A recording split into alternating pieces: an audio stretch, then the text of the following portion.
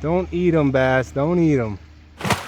Welcome back to Whitt Acres. Today we're finally adding the koi and goldfish I've been growing out for over a year to the new decorative pond.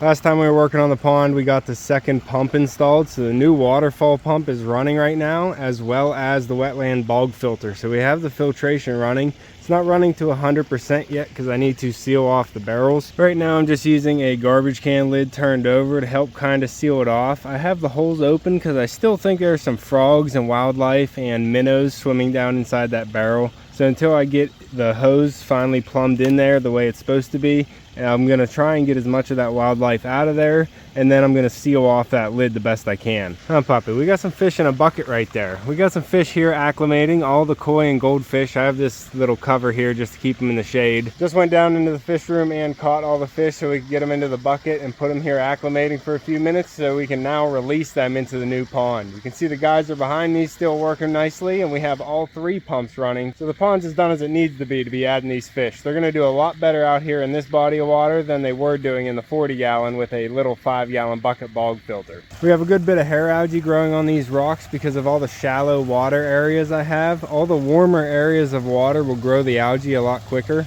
Hey puppy, what are you doing? Don't knock my bucket over, bud. I don't want them in the bog filter. I want them out here in the pond. But the overall quality of water going through here is really nice. We have nice clear water all the way down to the bottom. And you can see the little school of goldfish here that didn't get eaten by my largemouth bass. So they're getting bigger in here, and I've been seeing how fast they've been growing, and I really just want to get my goldfish and koi in here so they can start growing as fast too. They also eat a lot of that hair algae, which I think will help me keep the pond cleaner and maintained as well. I did start working on all the edging here with some pea gravel, trying to tighten it all up and make it look nice and natural, and I think it works out great right here. I don't know if the bulk pea gravel that we're going to get is going to be the same color as the bagged pea gravel that I picked up at Lowe's, but I'm just trying to work in all these spots as I can. I'm pretty much the only architect here on the pond, so I'm trying to get it done piece by piece and not try and tackle the whole project at once. But we caught all the fish downstairs, and I'll show you that. Down here in the fish room, I have my koi and goldfish grow out tub. We have 4 koi in here, and then a bunch of goldfish, some Sarasa comets, some feeder goldfish, and some shabunkin goldfish. I have a 5-gallon bucket bog filter on here right now, but it's starting to trickle. So instead of getting this all cleaned out, I'm going to load up all these fish and get them out into the big pond. They're going to love it out there, a lot more forage to go through, and I think they're going to grow a lot faster being in a bigger body of water. And I'm really hoping these guys are big enough to not get eaten by my largemouth bass in the pond as well, because she's been getting bigger too. I'm going to get some water in the bucket and start catching some fish. I did pull out the 3 silver dollars that were still alive in the cichlid pond because Balthazar did end up killing one of the silver dollars and the rainbow shark. Balthazar, you didn't. You killed my rainbow shark, bud. Not cool, Balthazar. So I pulled out the 3 silver dollars, put them back in here with the frogs, and they've been doing a lot better since. I know I'm going to have to do something a little bit bigger down here for the fish, but I'm trying to figure out what I really want to do and what's going to be the best for this spot down here. I have the cichlid pond right here, the goldfish grow out tub right beside it, and then the quarantine tank right above it. And I'm thinking about making this whole area one big pond and maybe putting a viewing panel in it. I think I want to do something a little bit bigger down here for Balthazar, and maybe if I do a big enough pond, he'll be able to have some more tank mates. And Balthazar is still in there just sleeping on the bottom of the tank there. I think Seve's in the cave. I'm pretty sure he's all right. I just saw him swimming around nice and energetically, but once I put this cover over top of it, I think he just took a nap. Hump up. We'll check back in with Balthazar, but we're going to start getting these koi and goldfish out into their new home.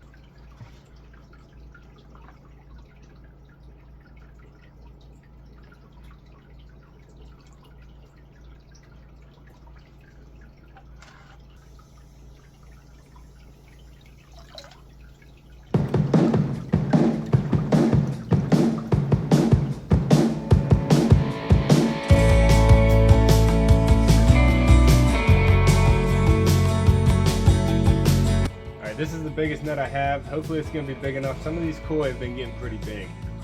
We're going to try and catch whatever gets into the net first. Come on, you guys are going to love your new home. Don't be scared. Don't be scared.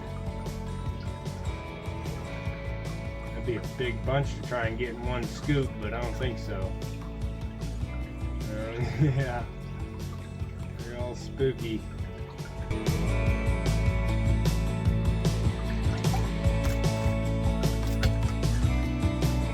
Got it started.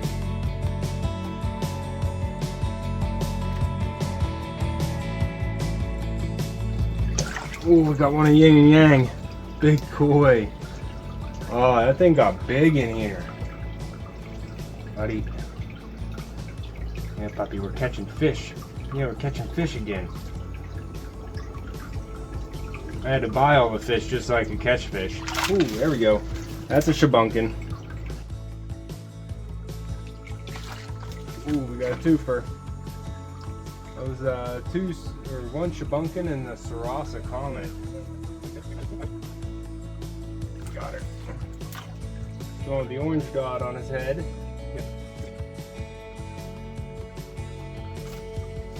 Number 7. Ooh, I think that was the last shabunkin. 8. Oh, Goldie, you're quick. There's another Sarasa. 9. Ooh, almost had bell.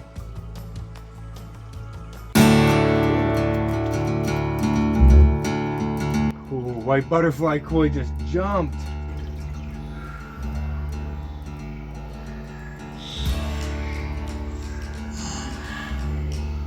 That was rough.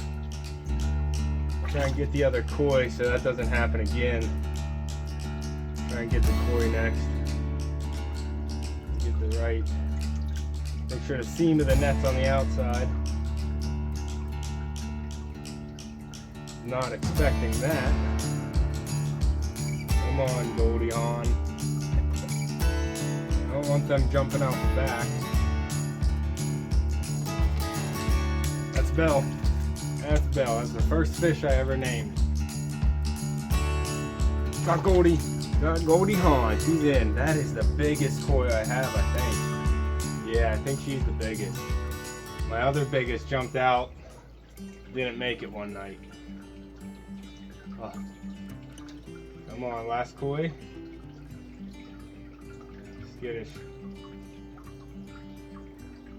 Try and get this other feeder Goldie. Oh, that's a Sarasa. Come here. Come here, Sarasa. I think I got you trapped. Yes. Gotcha. You've been hiding back here the whole time, albino. Yeah. The albino goldfish was actually the one goldfish I didn't get out of the pond outside when I had them up on the patio last year. And she was stuck under ice. I ended up breaking ice one morning and pulled her out because I saw a little flicker in the pond. So I ended up getting her later than the rest because she was hiding. And try not to have that happen again. I lost count. Does anybody have the count of how many fish I just caught? That albino knows not to move.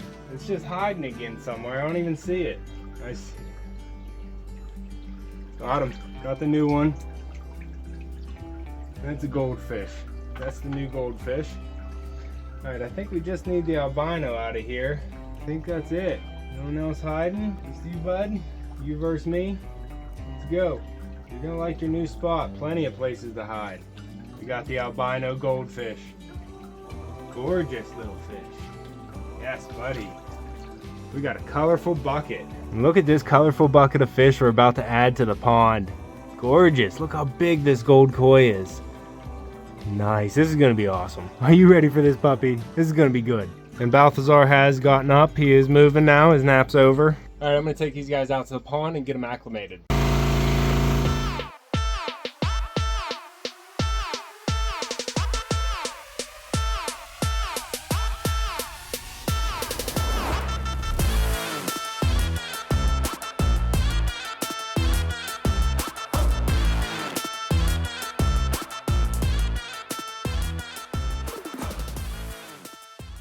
And now they've been acclimating for about 15 minutes now, so I think it's going to be safe to dump them right into the pond, and they're going to do really well out here. Hopefully they're not getting too hot in there.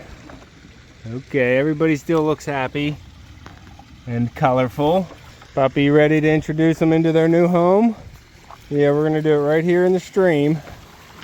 Right here in the algae, so we can watch them all swim off into the pond. Eat. Yeah, you like when we move animals, don't you?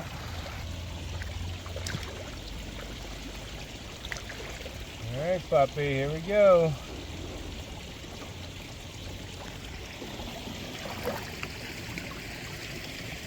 Come out into your new home. Zeke. Don't eat the fish, puppy. Okay, they're not zipping on out. Oh, there's more. There we go. Okay, they're all out. Starting to feel the current coming down the stream right now, and they're all swimming into it. They're not sure if they want to go downstream or not.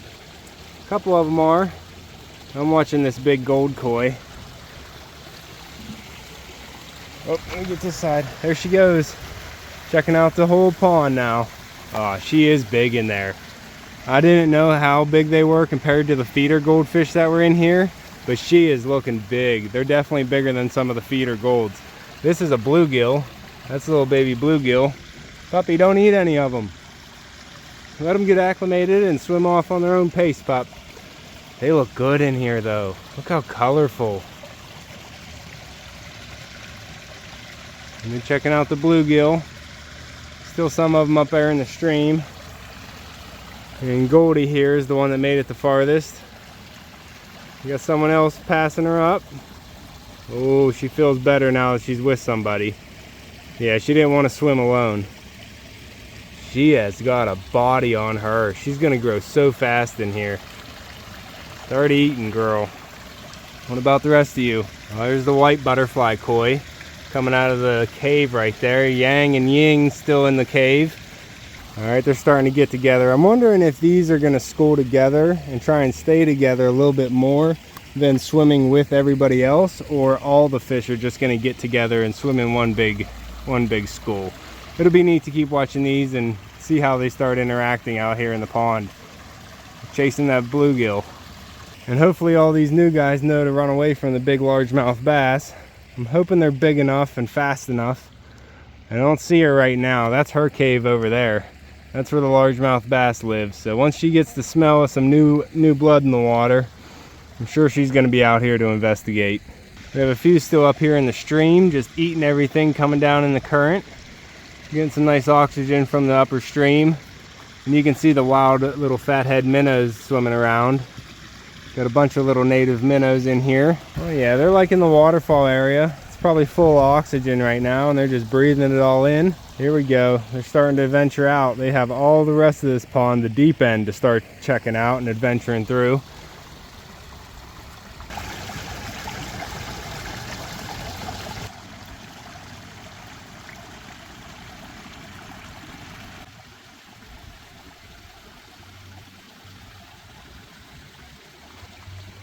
Ooh, they just found a new cave. They just found cave number 2. And cave number 3 is gonna find, they're gonna find out there's a big fish in cave number 3. They're making their way down through the deep end. Ooh, nope, bass is already out, checking out the Sarasa Comet. Oh, Sarasa's playing with her. Huh, bass? And I think my koi are too big for the bass, but she's definitely checking them out. Tailing right beside. I don't know how well you can see with the sun glare. I can't really do anything about that, but maybe on the other side of the pond would be better. Minnows. Oh yeah, that might be a little better. You can see the bass just trailing the school. Oh yeah, don't eat them, bass, don't eat them.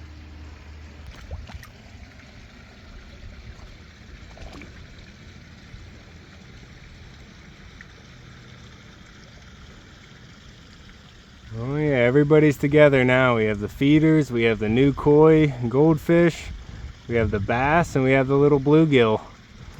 Everybody's getting to know each other. And I'm happy to see the size of the koi. I'm hoping that bass isn't too eager to try and eat one of them. I'm definitely eyeballing them, buddy.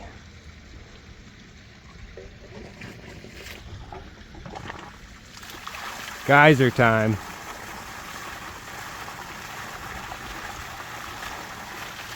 That's going to add a bunch of oxygen into the water for the fish every time that goes off. And hopefully it's going to scare a crane. Me and my parents were sitting on the patio last night and a crane started flying over the pond, coming down like it was going to land. I didn't get a video of it because I immediately just sent Echo out. And whenever Echo sees a big bird flying above, we have chickens up in the barn and Echo does not like when a hawk or a vulture flies above. So he came running out and he was chasing that crane all the way off the property. So the crane didn't have a chance to land. But just in case that crane does want to come in when I'm at work and Echo's inside or something, I think that geyser might end up spooking it off. It goes off roughly about every 8.5 minutes. So if that crane comes in and is sitting trying to look for a fish and that comes on, I think it might be enough to spook them off. We'll see if it's smart enough to get the idea that it's not a threat, but it might work. So we'll see. But my pond here is 4 feet deep at the deepest end, so that should keep a crane from actually spearing down through. I know they can go a good 2 feet spearing down a fish, but hopefully 4 feet's pretty good. But we also have a cave that I'm standing on here, another cave there, and another cave up at the stream. So they have some places to hide in here as well. So hopefully they're going to be able to stay safe. What are you doing, Bass? Are you getting to know Goldie Hawn there, my koi?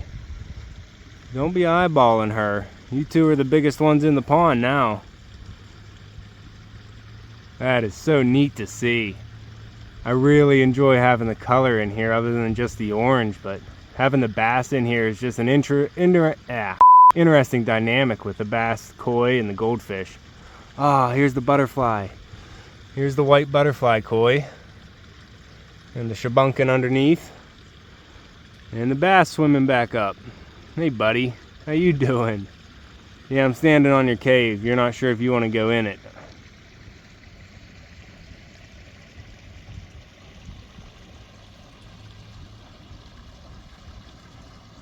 Yep. Head on through. You can usually see all the minnows here at the beach. Yep, they're swimming around. Got some adult minnows and some baby minnows. So they're living nice and happy in here.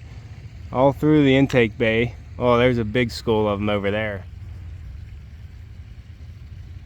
And we got Duck here patrolling the waters. We'll get you back there out on the open water. There you go, buddy. Make sure everybody's playing safe. We got Yin and Yang over here doing circles by the cave and underneath the waterfall. I wonder if they'll stay together. I got those two as a pair, so I had them in one tank together for a while on the patio, and then I moved them into the whole group goldfish and koi grow out tub. So it's neat that they're staying together here once I put them into the big pond. It seems like they're still good friends or maybe even siblings. What are you doing, pup? You checking them out? You can see all the colorful fish in here now, huh? Life. You know how to get a good picture. Good boy. What's this, pup? It's not a fish. That's not a fish, buddy. You keep that.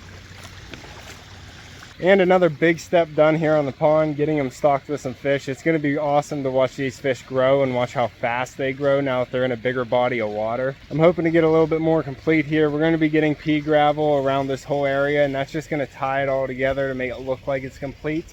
And then I have some actual infrastructure work inside the pond, like sealing off all the barrels, getting a little bit more pipe work done, and then all the electric too. That's a full little whole project there, doing all the electric. I haven't even started all that electric, and I'm gonna have to run a new home run out of the house, I think, to support all the amperage and wattage coming from the pond pumps here, as well as the geyser pump, because that's a big surge every time it goes off. But it's a really nice day, and the pond was looking good. It's 80 degrees and just beautiful out here, so I wanted to get the koi and goldfish out into the pond. Plus their bulk filter was running a little slow, so I didn't want to try and clean that out and make it better. I figured this big body of water was out here for them, and I might as well just get them right in. But I think they're going to do great out here. I'll keep you updated with how big they're getting. Every time we do a garden tour, I'll try and find them and see how big they are at that time. But we're getting closer and closer to getting the pond fully operational, and then it would be just all aesthetics, and I'll just be planting and trying to get all the edge work finished. Also up here on the patio, I did switch out the patio pond fountain that I put in and change it to a more natural looking waterfall. If you follow me on Instagram, you already saw it, but I think it turned out really nice. Has a little mushroom stone up there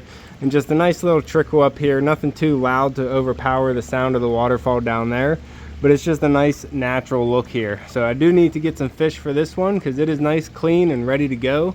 So we're gonna have to figure out what kind of fish I want to put in here. So let me know some suggestions down in the comments on what fish I should stock this little patio pond with. If you want to follow along, make sure to subscribe down below, hit that like button before you leave, and you can see me and Echo on the next one. Thanks for watching.